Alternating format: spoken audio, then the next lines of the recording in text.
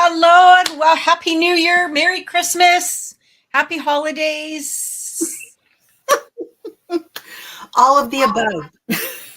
everything, Everything. everything, Everything. everything. How are you? I'm good. I survived the holidays, all the food, all the chocolates, all the darn snow.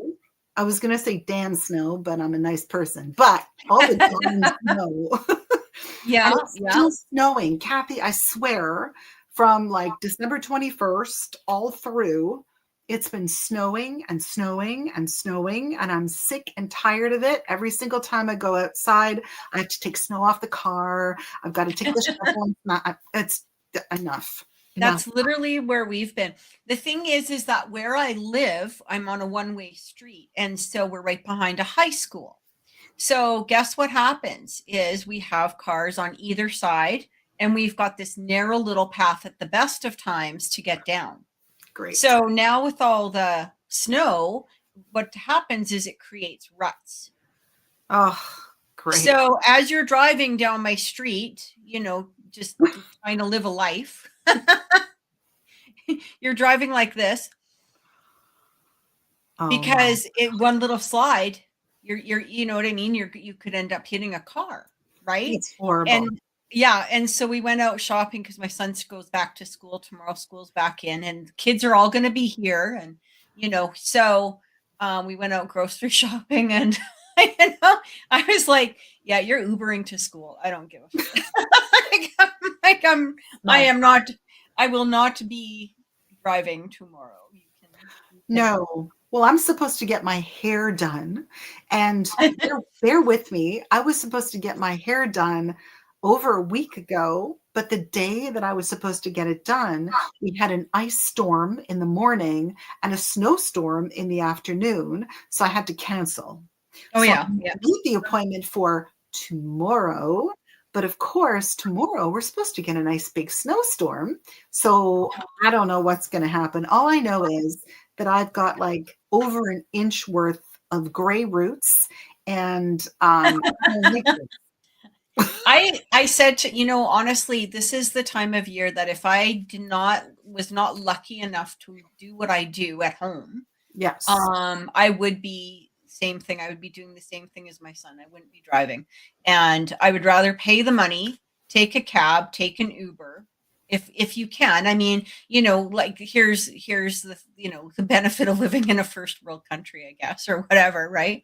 Yeah. First world problems or whatever. But honestly, why risk your insurance when you can pay somebody who, you know what I mean, can do it, right? So anyway, that's where I was like, nope, not going to be driving. I will after the kids leave, but there's it's so congested here that you can't. And we call the city and we say over and over and over, please, please, please, please, please. And they're like, nah. Now, the only reason we got it cleared one time is because the city truck got stuck. Of course. And they couldn't get out. And so, of course, the very next day we had the snow plows coming through. Yes. Right? Yes. But we had kept saying to them, please come, please rescue it. We can't leave our properties. We can't go out for growth. We cannot leave our street. No, you're not priority. So that's where we were. Anyway, yes, I'm so, you know what, here we are back. We did take time off, which I think was well needed. Like we, just, it was, I know we were going to do that one show. And then we were both like, oh, maybe, I've got a lot to do. I still need to do everything for Christmas. Yeah. So I'm grateful to be back. I'm so grateful for people staying with us and still being here. Thank you, thank you, thank you. Trevor would like to be here. Unfortunately, he had a family medical thing going on. So everybody's okay. Just let you know. Yes. But yeah, he did have to. So we're going to do question and answer, paranormal or personal. So guys, if you are watching, you can ask us a question too. And as long as it's not naughty. A nice, safe question. And then we will answer it. So if you have a personal or paranormal question, by all means, please share it with us. Put it in the comments section, and we will answer. So I'm gonna let you go first, Lynda, on this. So can I ask you a personal or paranormal question? Yes, that's what we're gonna do. Perfect. Well, I think that this is a really great way to start the year because a lot of people who had tuned in sort of midway last year, they may not know who we are. Yes. So I think this is a good way to introduce ourselves. So I think I would like to ask you, first of all, who is Kathy Rogers and what do you do? Like what is your thing? What do you do? Yeah, for sure. I love that. Okay. So I was a former paranormal investigator with a team here in Edmonton, Alberta. And we were actually, a team for quite a while until kind of life just takes over, and we were actually fairly busy. There was other teams. I'm not going to say we were the only team in the city, but there was other teams. Unfortunately, there was some not so good reputations with them. And there was also some that really did charge, and they actually charged quite a lot. It wasn't like like a couple hundred. It was like we're talking a few $1,000s, that sort of thing for, for things that we ended up getting called for, which we always found kind of like, oh my God, okay, like you paid them, but now we got to go out and deal with the shit that they created, right? For Yes. free. Yes. Which was always like, okay, whatever. But anyway, we ended up getting a really good reputation. We actually were asked to investigate or be investigators with TAPS.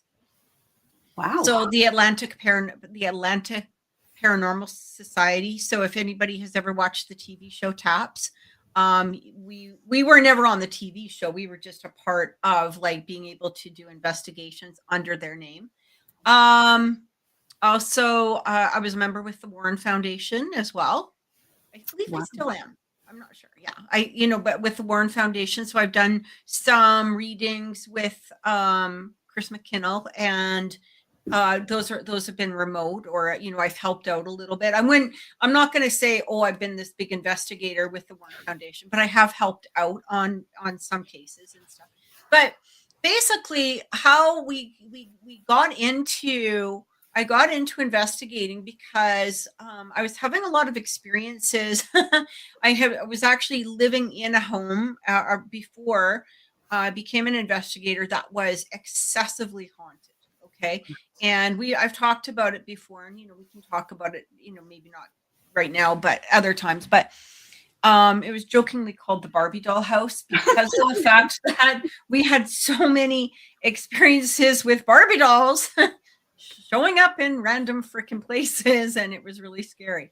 But I eventually moved from there, and then when I had my son actually really started showing a lot of signs once he got a little bit older.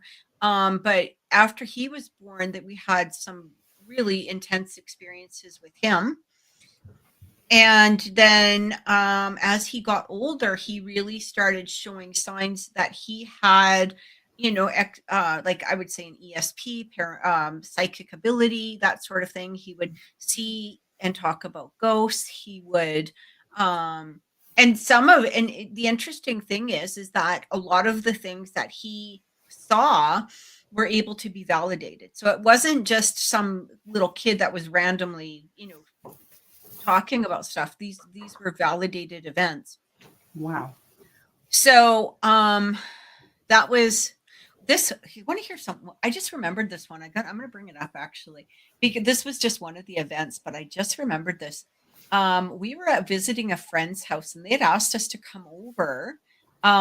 They were part of the team, but they asked us to come over as investigators to investigate their house, even though they were part of the team. But they didn't want to investigate their own home or they wanted to be neutral, right? Okay. Right. So we thought, well, what a good idea. Why don't we just bring my kid over? My kid can play with their kids, and whatever. We'll just kind of make it casual, go have coffee, see what's going on. And so myself, another psychic, and a couple other investigators, his wife, and someone else. Like there was a few of us there, and so we were kind of, and all of a sudden we were in the kitchen, and all of a sudden I heard this. I was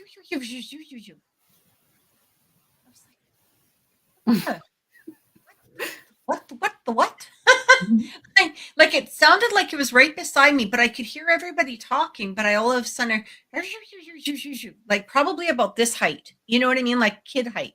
Right. And I was like, yeah, and I heard this a couple of times, and I said, okay, I just a second, like seriously, I don't know if I'm going crazy, but I keep hearing somebody talk. And the other psychic, he's like, sounds like a kid, right? Like it's hitting about here. And I said, yeah. And he goes, yeah. He's like trying to get your attention. I was like, oh my gosh. And then, but it would come back and forth. Like it wasn't a constant thing. It was back and forth. All of a sudden, the kids that my son was playing with upstairs, well, and they were like, they have a big house. So it wasn't like these kids could hear what we were saying or anything. Right. Like that, right. All of a sudden they come downstairs and they say, he's scaring us. And they're like, what do you mean he's scaring you? Well, he keeps telling us that there's a kid in our room. Yeah, no, but the funny thing is that the other psychic, he described this kid as wearing like a black and white striped shirt, and he had like blonde hair, and he was probably about this height. That's exactly who my son described. Oh my gosh. Yeah, it was like so bizarre. Oh, And like, I was just like, okay. Yeah, that would blow me away. Right? Yeah. And I did not see this kid, but I could hear him. He was being very audible, like I could hear him audibly. Yeah. I couldn't make out really what he was saying, but nobody could, like neither Aaron or my son could. So it was really a interesting experience, 100% for sure. But anyway, yeah. So after investigating for a few years, I had always been intuitive, but it wasn't until we really started investigating that I like all of it really started coming out, and I was able to really see like spirits, everything. It was just all kind of coming in, but it came in a massive flood. It's really funny because when people say, oh, I wish I could do that, be careful what you wish for. Yeah.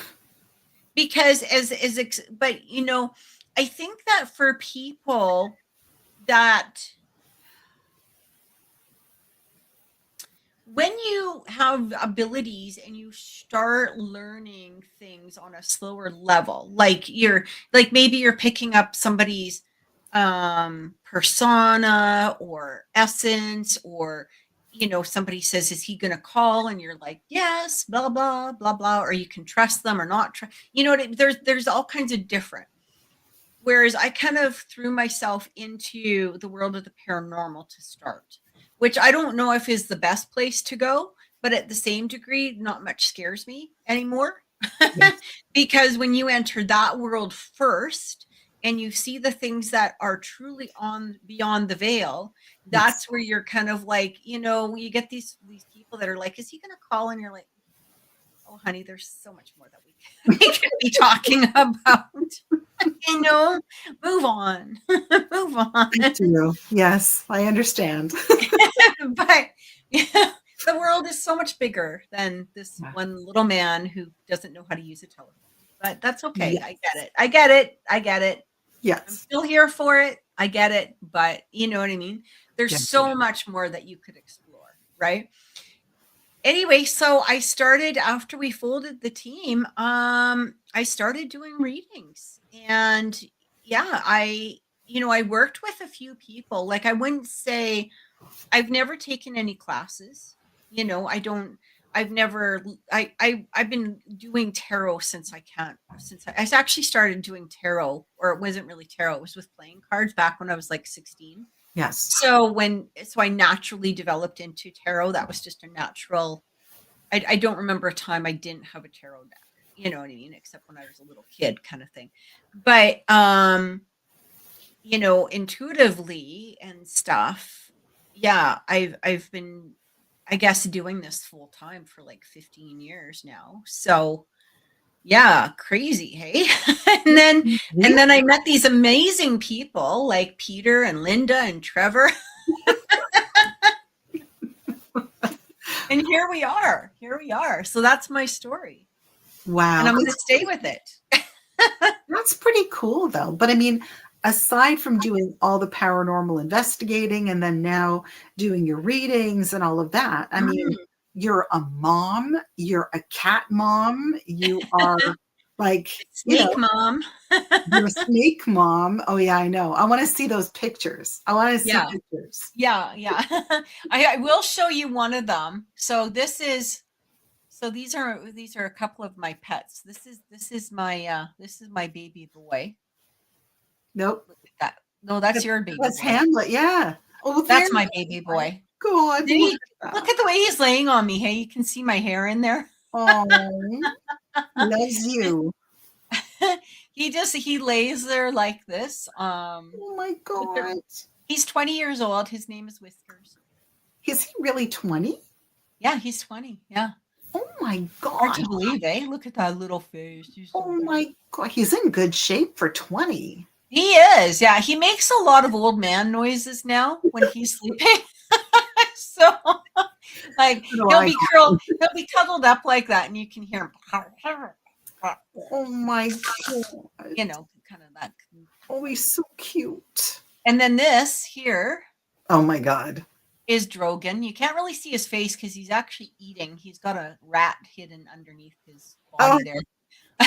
But yeah, that's Drogon. He is a 10-foot boa constrictor. Oh my God. He's my other baby. Oh my God, Kathy. I have another one too. She's a python. She's a ball python. She's about 5 feet long, but I didn't have a picture of her. Oh my God. So, okay, so I don't know what the allure is with snakes because I'm terrified of snakes. Yeah, snakes don't bother me at all. Oh my God. Yeah, like not. I've never. It was really funny though. When I brought Drogon home, the only reason, like, so when I had the tarot room that I'm in right now, or the recording room that I'm in right now, was actually, I used to have this downstairs in where my dining room, I guess technically would be. But and so when I was creating it and painting and putting the flooring in and all of that stuff, I could envision, I kept seeing a cage. It was the weirdest thing. I kept seeing like a tank or a cage in the corner of the room, Oh. in my mind. And I was thinking to myself, so I thought to myself, okay, I'm obviously I'm supposed to have something in here. Maybe it's fish. Like me, like something like that. Like I didn't know what it was, but then I thought to myself, let it come to me. Whatever I'm supposed to have, Right. whatever new pet I'm supposed to have will come to me, right? Yes. So literally the very next day, a friend of mine messaged me and she said, I have a friend who has this boa constrictor, who he's like, I guess he's not really taking care of it. He hasn't fed it for a while, and the poor thing is kind of like, it could really use a new home. Would you be interested in having it? And I was like, well, funny enough, I knew that this pet was going to come to me, and I guess this is it. So we went and picked it up, and he was about 6 feet long at the time. So he wasn't like overly long, but he is about that wide. No way. Yeah. So he's like 10 feet long. And you can see, like, if you look where my hand is.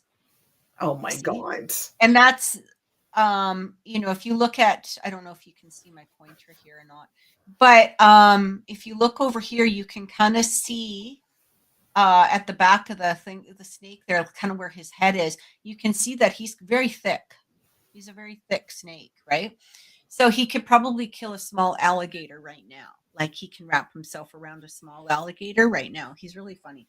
Oh, He's for the most part quite gentle. Like I don't take him out a lot or anything. Like I just clean his cage, and he's very good when I go in to clean his cage and stuff. But I don't bring him out because of the fact that, first of all, if he's very strong. right. And snakes actually really don't need a whole lot of interaction, and they don't like a lot of interaction, and they don't need a lot of room. Like for the most part, they kind of like if he was in the jungle, he would be up in a tree for probably 99% of his life and coming down to snatch food, and that would be it. Okay. You know what I mean? So they don't need a lot of like, it's not like you take them out and take them for a walk or two, like have have play parties or anything like that, because the only play party they would have a code or anything. yeah, I would be like, are you a snack? Are you gonna eat me? Am I gonna eat you? Oh my God.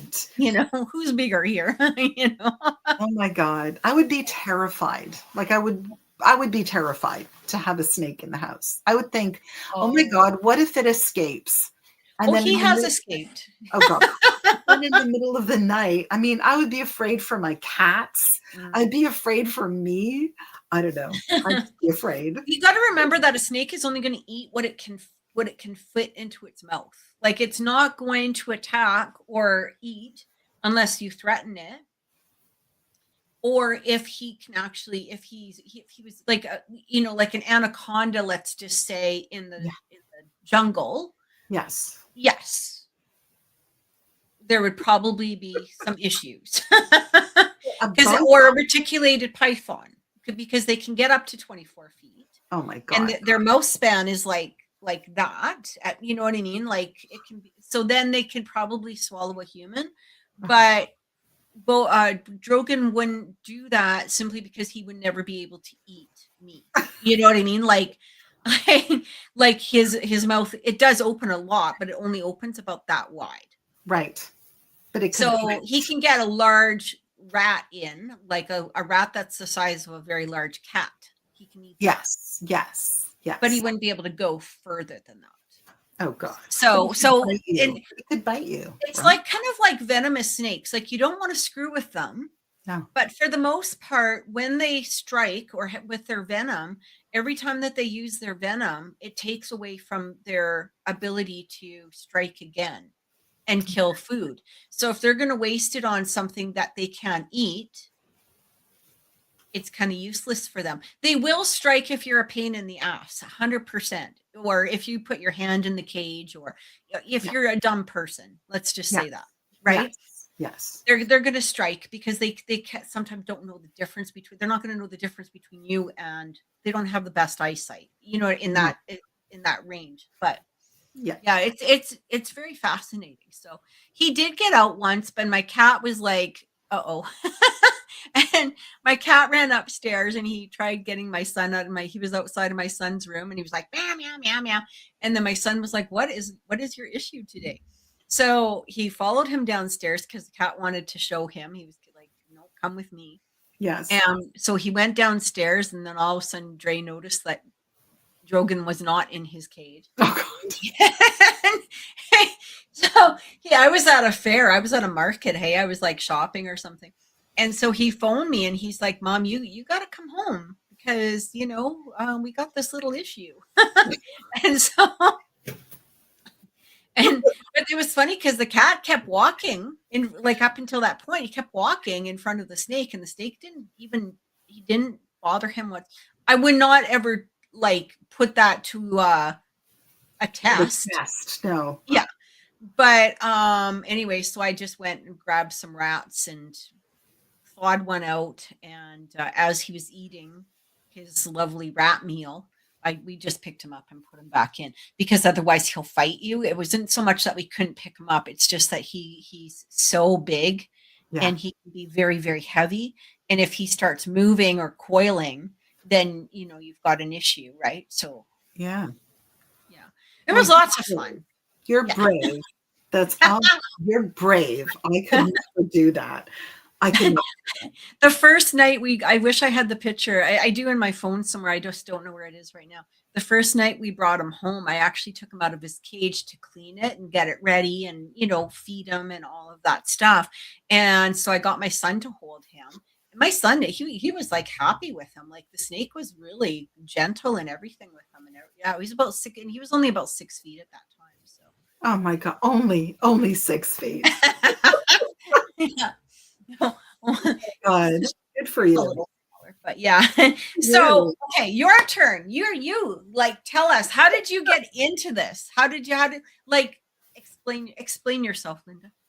Explain myself. Oh my God. Well, I mean, I've been doing this for, 2026 will be 45 years that I've been. I know. You don't even look 45 years old. So well, you're a sweetheart. You're my new best friend now. Yeah, no, I got into this really young because I did have a lot of experiences as a child up at the family cottage, which is or was in the Laurentians, because I'm originally from Montreal. But now, of course, I live about an hour north of Toronto. Right. My husband was transferred like 2 weeks after we got married. Oh. So we just unpacked in our brand new apartment in Montreal and then had to repack and then head down the 401 highway and head to Toronto. But we didn't like Toronto that much. I mean, apartments were really expensive and it was just a little bit crazy. So we kept moving north and then eventually ended up where we are now, which is in the town of Georgina. So, and that's why I'm the director of the Georgina Paranormal Society. Yeah. But I started when I was like 18 to actually do investigations. And at that point in time, we didn't have all of the equipment and stuff that we do now. So it was very rudimentary, Old just school. the basics. Yeah, just the basics. Yeah. But honestly, it's one of those things when you have experiences when you're young, it really kind of propels you, well, it did me, to learn a little bit more about those experiences and to talk to people to find out if they've had similar experiences. And I think that was always my focus, was to build sort of a framework where people could share their experiences. So when I finally moved to Ontario, I did join the Toronto Ghosts and Hauntings Research Society. So I was their assistant director for a few years and then did some stuff on my own. And then in 2012, I started Georgina Paranormal Society. And honestly, we've had public meetings because I think it's important. I was going to mention that. That's one of the things that we actually had in very similar. Yes. Because my roots, that's how I got started into it, is I started going to the Edmonton Paranormal meetings, right. And they were public meetings.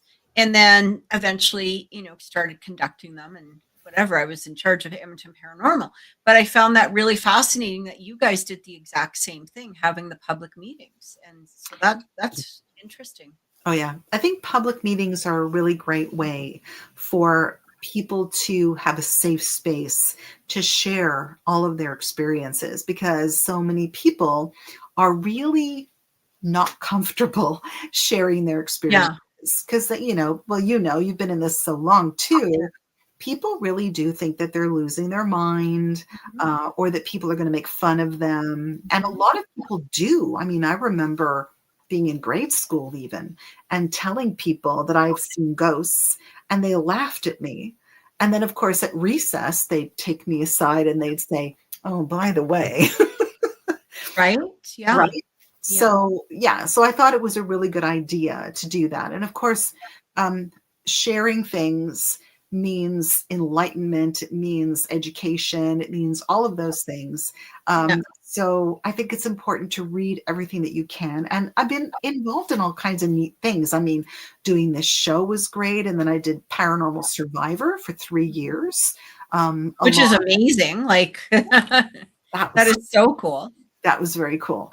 And learning about different cases and learning about sort of all the similarities between paranormal experiences in all areas of the world, really. I mean, when you do a show like Paranormal Survivor, which deals with cases not only in Canada, but in the US and abroad, Yeah.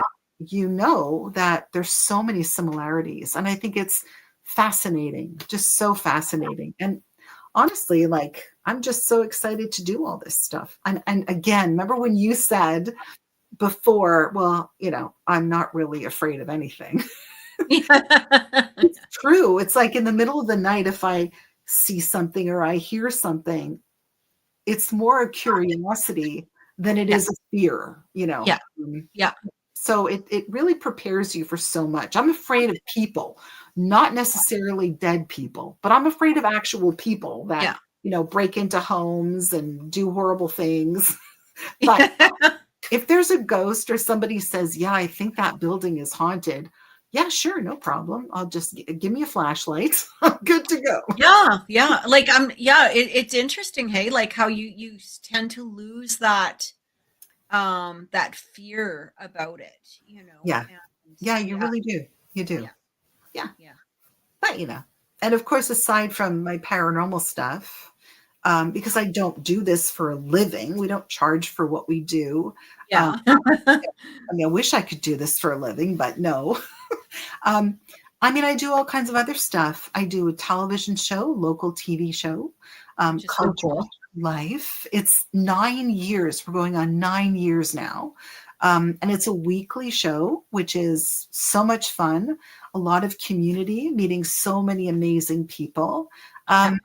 And I make all kinds of interesting critters. I wanted to show some of those too. Oh my God. Yeah. So I make a lot of interesting critters. And I also repair stuffed animals. So if people have stuffed animals that are in really bad shape, then I take them and I repair them and I make them, nice and pretty again. It's a passion that I have. I'm It's kind of going fun. to. It's kind of fun. Is this it? No, that's not it. This is one of them. Oh yeah, that was the finished guy. So cute. And Yeah. I think one of these is that Yeah. unfinished. Yeah, that's what he looked like Wow. Hey, before. Yeah, that's amazing. yeah, Like that's the before, that's the after. Is that crazy? that is so amazing. Yeah, that was a fun one. I think I actually ended up kind of doing a couple of these. Here, hang on a second. This is gorgeous. Look at this little guy. He is so cute. Yeah, that's my roller derby critter that I made for the actual local roller derby league, the Georgina Roller Derby League. And I made the roller skates. Oh my gosh. Crazy, right? I made the roller skates out of doll shoes, and then I actually made the wheels out of buttons and all kinds of stuff. And the helmet is one of those little lids from the dollar store. Right. Yeah. It's so good. Like it is so creative. Oh my God. Thank you. That is creative. That is amazing. Yeah. I have my own little business, and you know what? I do pretty well. I can't say that I do fantastically, but I custom create, which is a cool thing. And of course, whenever I'm sewing, the cats always kind of, well, they bother me sometimes because they want to know what I'm doing. So they want to eat. Speaking of, yes, your little gorgeous little babies. Look at Ophelia. Yes, that's Ophelia. Yes, and then of course Hamlet is the Putz, the orange cat. Yes, but they're really sweet. Honestly, fur babies are the best, right? What are these? Who is this? This is your husband, right? That's my husband. Yeah, he's an author. So recently he was at the local Indigo Books in Newmarket, Ontario. So he did a book signing. How did he do? Did it go well? Yeah, it did really, really well. And I believe he's sold a few more in stores since then, which is great. So we're excited about it. That's really good. Yeah. Yeah. What's the name of his book? Adventures? Adventures in 12/8 Time. My daughter Arden, who's an artist, she actually designed the cover. And it's a book about progressive rock and roll. So, Oh, okay. yeah, because my husband is a real like music person, loves music, Yeah. does not play a note, believe it or not, but knows everything there is to know about anything. I mean, any genre, my husband knows it. He's just a musicologist to the core. And I think it's funny because he does not play a note, but knows so much. And I know nothing, and yet I play the piano. So Oh, isn't that funny? yeah, it's weird. That is so cool. And then this is your mother. Oh, she's beautiful. My mom, she is going to be 93 this year. So she's 92. Can you believe that? Wow. I know. And still Isn't that going, amazing? still lives by herself. Has a cat named Lucky now, who's 10 years old with pancreatitis. Oh. Yeah, well, you know, and it's great. It's a perfect union because they both yell at each other and, you know, and they have a really great life. So it's Yeah. it's good. Yeah. That's so cute. Both yell at each other. Yeah. I could see that. My cat yells at me all the time. Oh, yeah. Both my cats yell at me every day. Yeah. It's funny. As they get older, they start getting very ornery. And, you know, and I like every time I sit down, my cat does like that with me. Like this is my life right here. If I'm sitting down, Yes. this is my life. Yes. I cannot move.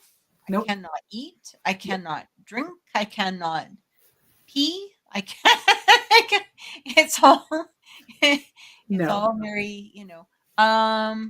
I was going to show these. So I do, one of the things I do as well is I do resin art as well. And one of the things I actually just started making were the Ouija boards. Oh, yes. So this one has amethyst inside of it. It's in the corners. You can see it in the, I'll just show you another picture here, I think. They're beautiful. Wow. Yeah, thank you. Yeah, you can see a more close-up look of the amethyst there. Right. How And thick then are here. they, Kathy? How thick are the boards? How big are they? How thick are they? Oh, so they're probably the thickness of my phone. Wow, so they're really substantial. Oh yeah. And they're 14 inches by 14 by 9, I think. Oh, wow. 14 by 9. Yeah. Beautiful. So, and then, yeah, they're at least, I would say they're at least this thick. Wow. So they've got a good heft on them for sure. They're not, but on the bottom of them, I do put a black velvet. Okay. And good. On the back of the plant shirt too, so that they both have, you know, so it slides easy. That's right. I don't know what that is. Yeah, so it does slide easily. Wow. How long have you been making the Ouija boards? So the Ouija boards I actually haven't been making for a long time. I've only been making them probably for about maybe 6 months, 5 or 6 months. Okay. But I've been working with resin. Right.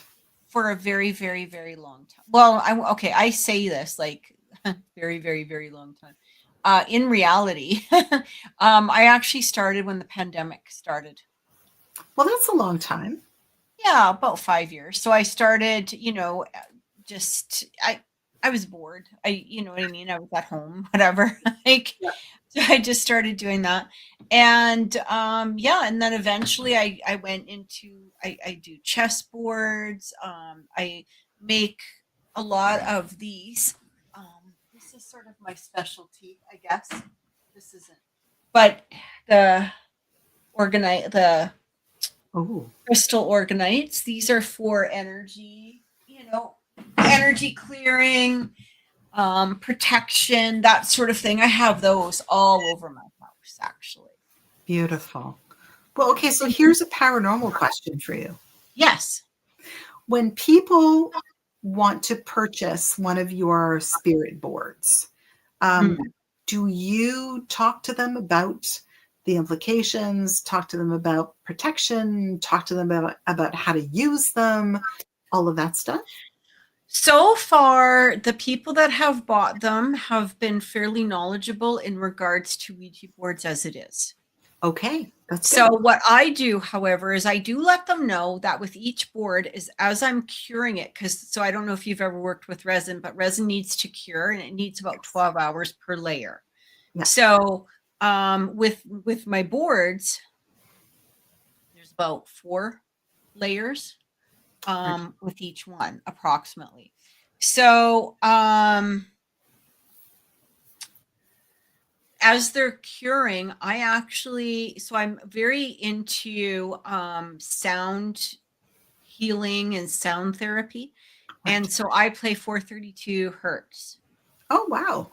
which Okay. is, to bring like spiritual clarity. It's very cleansing. It's a very beautiful spiritual tone. And I put that into it. And so I play that on my iPad while I'm curing it. So it plays for about 12 hours. Obviously, I keep my iPad plugged in and close by. But yeah, I play that while each layer is curing, so that it has I guess a spiritual balance, let's just say. Right, right. I mean, there's great intention, which I think is amazing. So, Yeah. yeah, no, that's great. That's Thank amazing you. because they're works of art. I mean, even if people don't use them as spirit boards, I mean, they're That's beautiful. Well, that's just it. That's kind of how I wanted to present them. Like, even if people are, you don't want to use it as a Ouija board. Like, I'm not. I'll be to be perfectly honest. I am not a Ouija board user.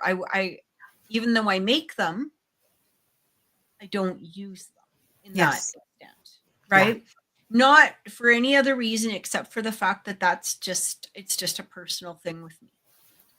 Yeah, for sure. But I don't have any qualms about having it here. And I actually, because of the crystals are so charged, and they're in a good environment, they're not in a hostile, you know what I mean? And I really feel like a lot of objects really depend upon the environment that they're in.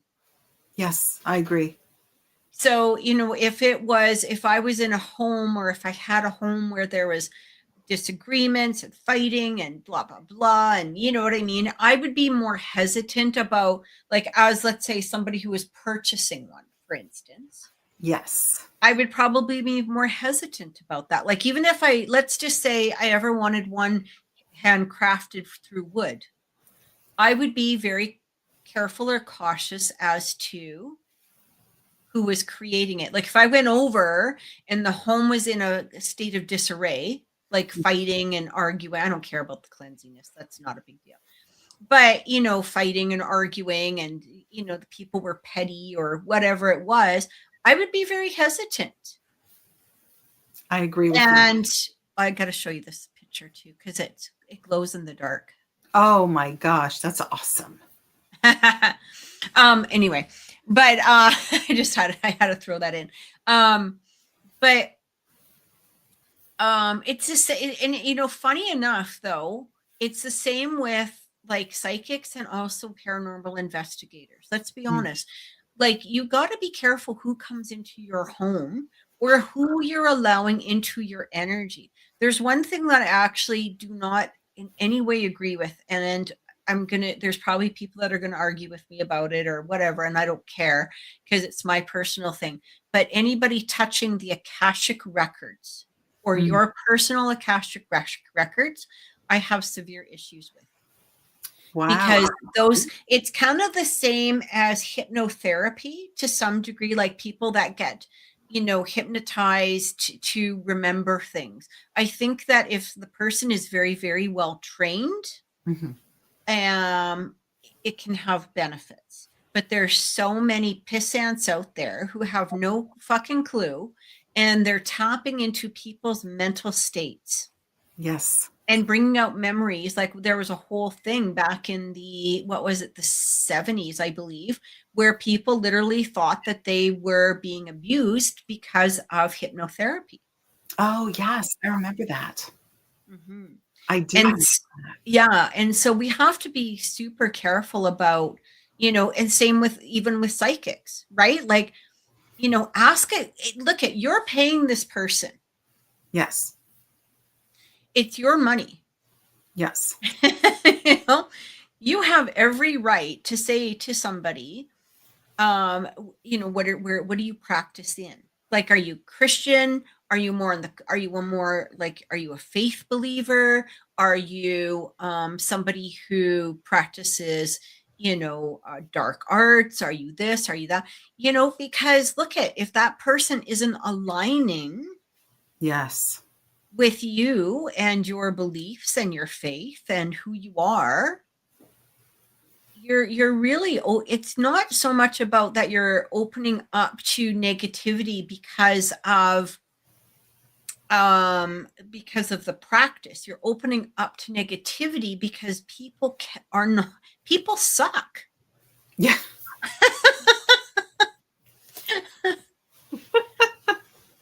That's funny, because you're right. You're absolutely right.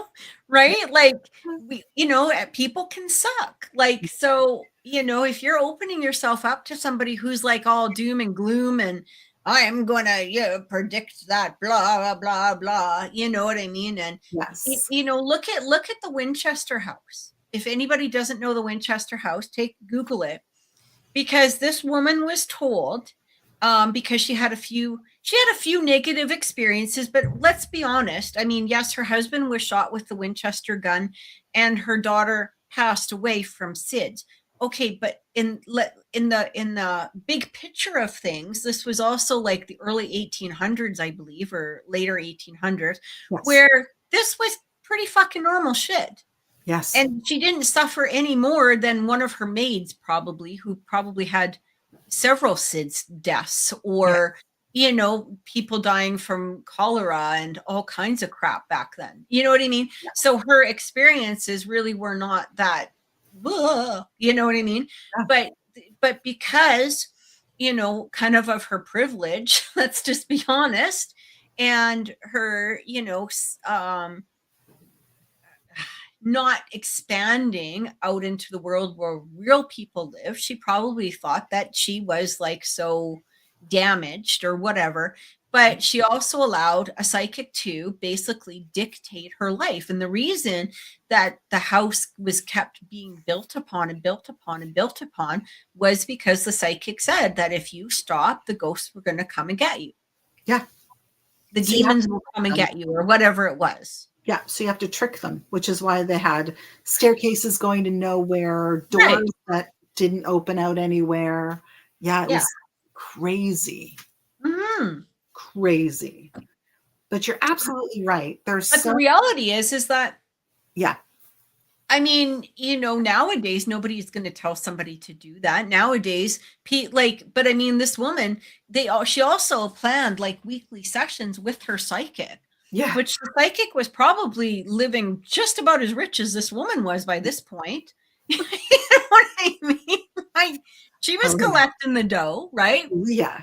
And so, when you think about, like, look at the ethics of, here's the thing.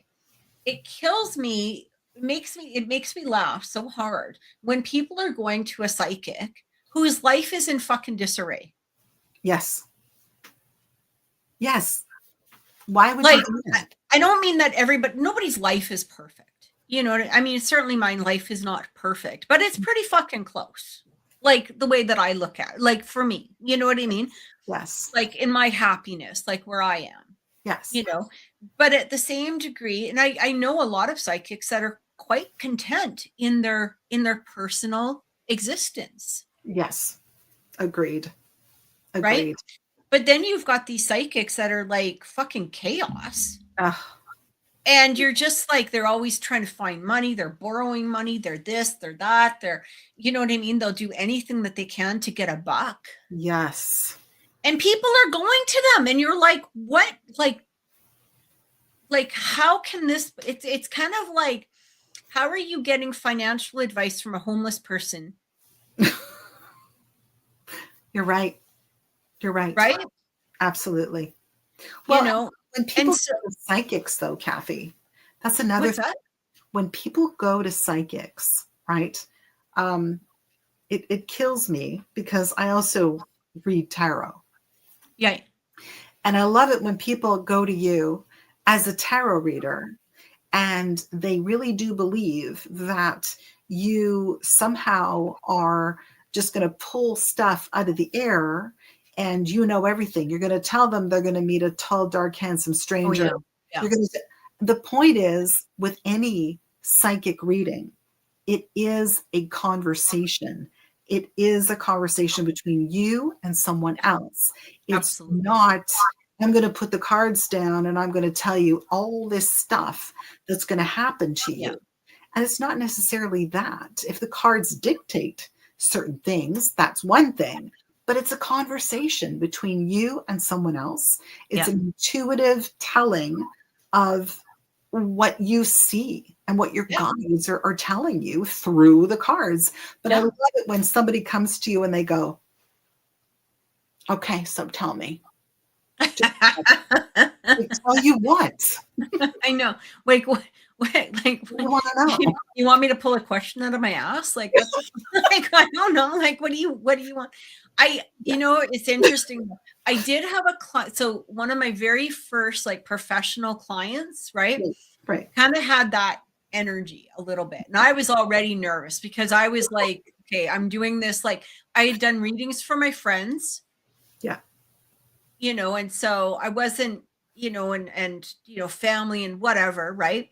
But I never really done readings for, somebody and get paid for it on top of it. I right, mean, what a right. novelty. Like this is fantastic, Yes, yes. But so I would lay the cards down and I started off and she was like, no.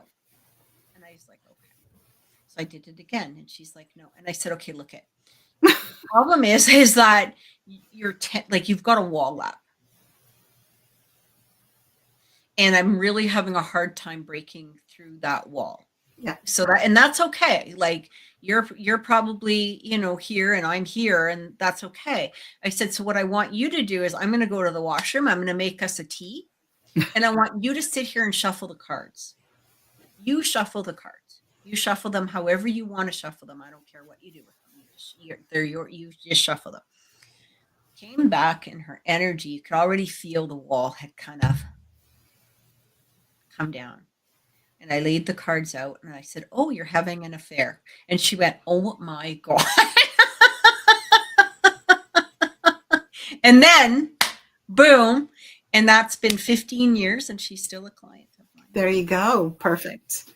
But I love that story. You know that, Kathy, because it's very similar. Like when you're a paranormal investigator, I know a lot of paranormal investigators who go in with a wall around them.